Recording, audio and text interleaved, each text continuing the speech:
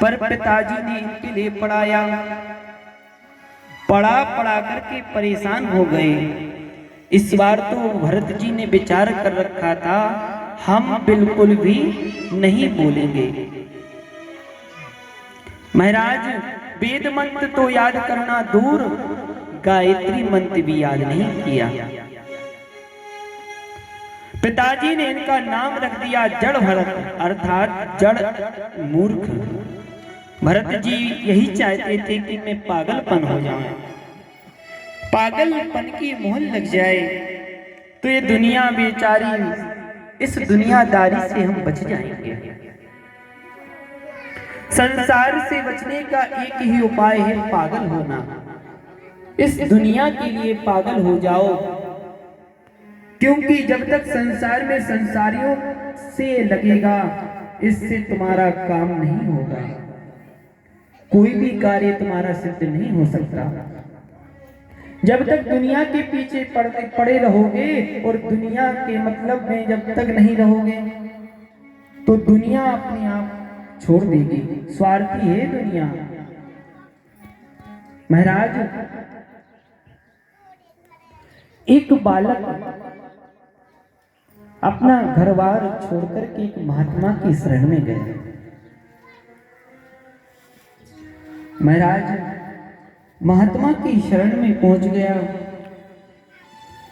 घर वालों को जब मालूम हुआ कि हमारा बच्चा अमुक जगह अमुक मौनी बाबा के आश्रम में है, तो सबसे पहले वहां पहुंच गए। महात्मा जी से बोले, महाराज ये हमारा बच्चा है, 4 भाइयों में सबसे छोटा यही है, कृपा करो इसे हमारे घर लौटा दो। तो गुरुजी ने कहा, चेला को बुलाया, बेटा तेरे परिवार वाले इतना प्रेम कर रहे हैं तुझसे, बेटा जा, तू पहले घर जा। गुरुजी नहीं, हम आपको छोड़कर के नहीं जाएंगे, हम तो आपकी ही शरण में रहेंगे। गुरुदेव ने कहा, बेटा तुझे भजन ही तो करना है, तू यहां रह के कर या तू अपने घर में जाकर के कर। भजन करना चेला गुरुदेव की आज्ञा मान ली। बेचारा घर चला गया। घर वाले बहुत प्रसन्न हो गए, हमारा बेटा लौट आया। अब घर में आकर के उसने जो नियम गुरु के यहाँ बनाया था, प्रातः काल 4 बजे से उठ करके और जाप करना, ध्यान करना, वही 4 बजे उठ करके नहा धो करके भजन में बैठ जाना, 12 बजे तक जप करना, उसके बाद भोजन प्रसाद पाना। मिल गया तो खा लेना, नहीं मिला तो फिर जाप करने बैठ जाना।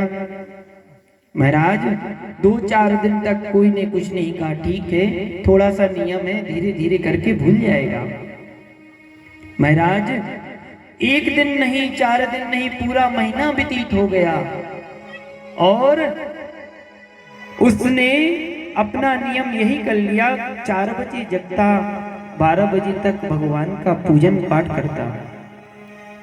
भाइयों ने बोला, बेटा तू कुछ काम करता नहीं है, जा खेत पर जा कुछ काम कर। परंतु वो कहता, भैया मुझे तो माला करना है, अभी मुझे जाप करना है। भजन करने के लिए महात्मा बना है। अब तो वो भाई लोग भी परेशान होने लगे, जब तू भजन करने के लिए ही महात्मा बना है तो जा भैया तू घर से जा, और तुम्हारी हमारे लिए कोई जरूरत ही नहीं है। अब वो बोझ लगने लगा, अपने आप ही उसके लिए भगा दिया। जड़ भरत जी को लगा कि इस दुनिया की मतलब कि हम नहीं हैं, ये दुनिया हमारे पीछे पड़ेगी, और बचपन से ही अपने को पागल सिद्ध कर लिया। अद्भुत ज्ञान की प्राप्ति होने के बाद भी पागलों जैसा व्यवहार करते हैं। जानबूझ करके नाम जड़ भरत पड़ गया। अब महाराज माता पिता जो थे वो समय अनुसार शांत हो गए। भैया भाभिया जो थी वो इनका देखभाल करती।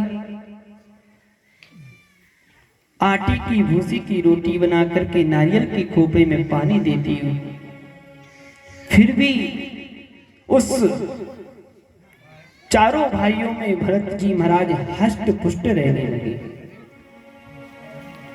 भाभियों ने शिकायत करी, देखो ये कुछ करता भी नहीं है, फिर भी हष्ट पुष्ट है, इसको कहीं खेत पर भेजो, काम करे, कुछ काम वगैरह करवाओ।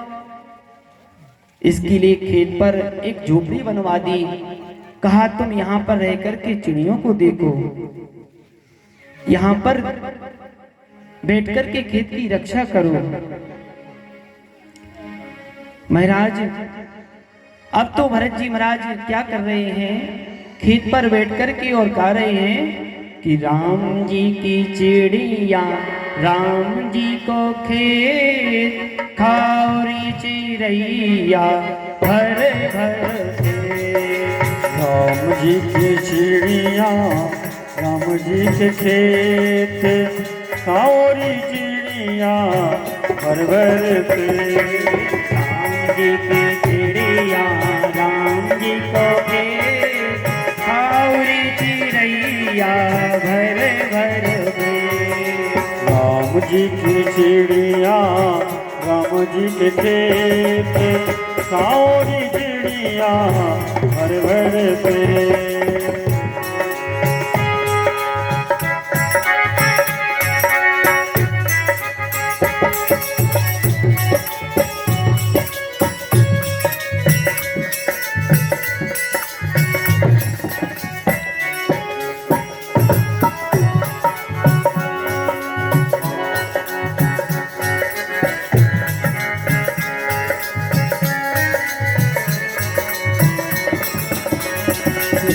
राम जी ही देनहार राम जी ही ले।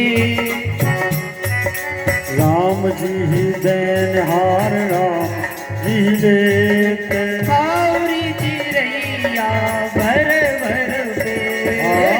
खाओरी चिड़िया भर भर पे। राम जी की चिड़िया राम जी को खेत खाओरी चिड़ैया भर भर। हो राम जी की चिड़िया राम जी के खेत खाओरी चिड़िया भर भर पेट। खाओरी चिड़िया भर भर पेट। खाओरी चिड़िया भर भर पेट। महाराज अब तो भैया लोग और ज्यादा परेशान। एक दिन एक डकैतों के सरदार ने मैया भद्रकाली से कहा, हे मातेश्वरी मुझे एक बेटा दे दो, मैं आपके लिए एक नर बलि चढ़ाऊंगा। महाराज अब उसके यहाँ एक बेटा हो गया। सरदार बहुत खुश हुआ और अब तो नर बलि देने के लिए डकैतों के लिए भेजा, जाओ जाकर देख कर के लाओ। महाराज कुछ डकैत निकले, खेत पर भरत जी महाराज बैठे हुए थे, उन्होंने पकड़ा और पकड़ कर के ले जाने लगे। भरत जी ने किसी भी प्रकार का कुछ बात भी नहीं करी, कुछ पूछा नहीं, क्या भैया कहाँ ले जा रहे हो, क्या करना है, कहाँ चलना है। भरत जी तैयार हो गए, चलो। अब तो जड़ भरत जी को देख कर के जो सरदार था उसने माँ के मंदिर में खूब स्नान कराए, बढ़िया श्रृंगार कराया और माँ के सामने बलि के लिए तैयार कर दिया।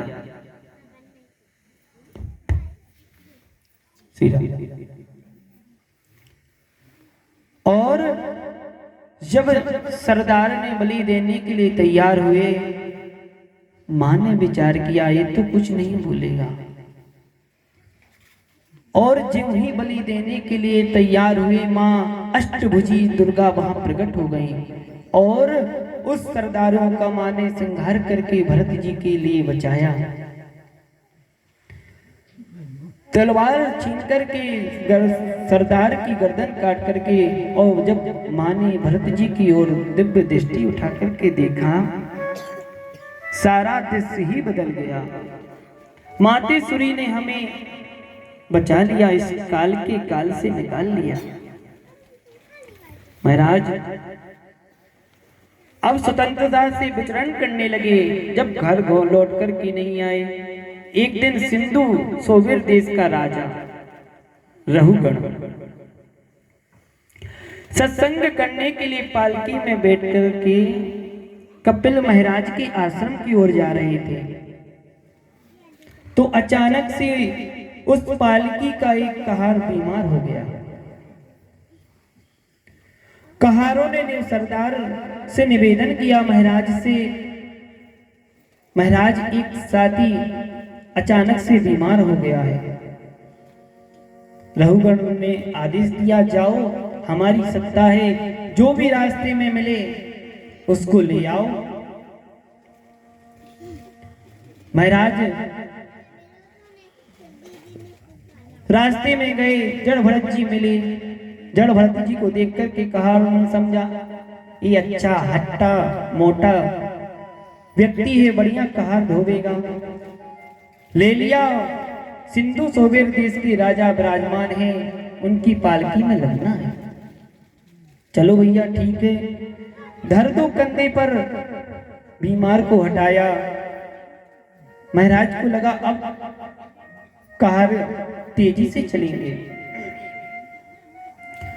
अब कहारों के चलने की गति तीव्र होती है। और महाराज जी जीवन में पहली बार पालकी से लगे थे। वो तो अपनी मस्ती में चल रहे थे। दृष्टि भूतम नशिष पादम, महापुरुष तो नीचे दृष्टि डालकर ही चलते हैं। महाराज जो महात्मा लोग रहते हैं वो पहले नीचे दृष्टि रखते हैं कि कहीं हमारे पैर के नीचे कोई चींटी ना आकर दब जाए। अब कहार खूब जल्दी से चलने का प्रयास करें। भरत महाराज टसकी मसना हो गए। जैसे ही वो चींटी की लाइन समाप्त होती है, फिर एकदम से आगे बढ़ जाते हैं। और जब छलांग लगा दी तो पालकी में बैठे महाराज की पालकी डगमगाई। महाराज की जो सिर था वो पालकी से टकरा गया। राजा गुस्से हो गए, क्रोधित हो गए और आवाज लगाते हैं, बोडार, हे भार साहब को ठीक से पालकी चलाना नहीं आता क्या? मर मर करके चल रहे हो, हमारा सिर फोड़ रहे हो। महाराज कहाड़ों ने आवाज लगाई, सरकार हम तो ठीक से पालकी चला रहे हैं, जो ये नया कहाड़ आया है, अय मधुनेव नियुक्तोपि ना दूतम व्रजति, हमसे देखिए महाराज ये रंग रूट वाला ठीक से नहीं चल रहा है। महाराज जड़ भरत जी समझ गए, चुपचाप कुछ देर चलते रहे। जैसे फिर चींटियां आई, फिर एकदम से छलांग लगा दी। अब तो राजा और क्रोधित हो गए। साधु संत जो होते वो अपनी मस्ती में चलते हैं। तुलसी मगन भई राम गुण गाय के, मनवा मगन भयो श्याम गुण गाय के। तुलसी मगन भय राम गुण गाय के, मनवा मगन भयो श्याम गुण गाय के। तुलसी मगन भयो राम गुण गाय के, मनवा मगन भयो श्याम गुण गाय के। तुलसी मगन भय राम गुण गाय के, मनवा मगन भयो श्याम गुण गाय के। कोई खावे खीर पूरी हलवा सिहाई के, हाँ कोई खाव खीर पूरी हलवा चिनाई के। साधु खावे रूखा सूखा हो,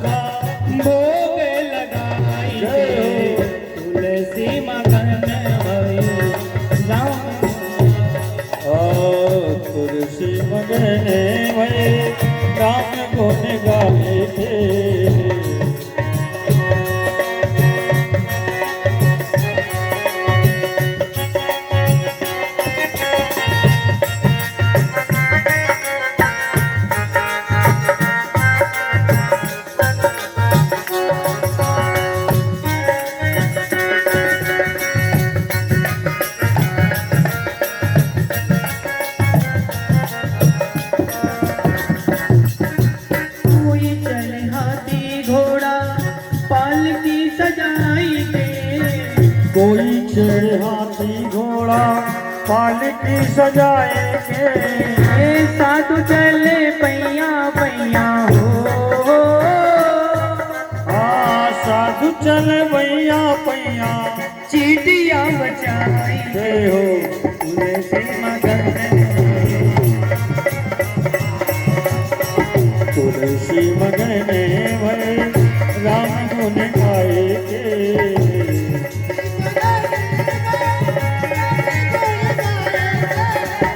तुलसी मगन भय राम गुण गाएंगे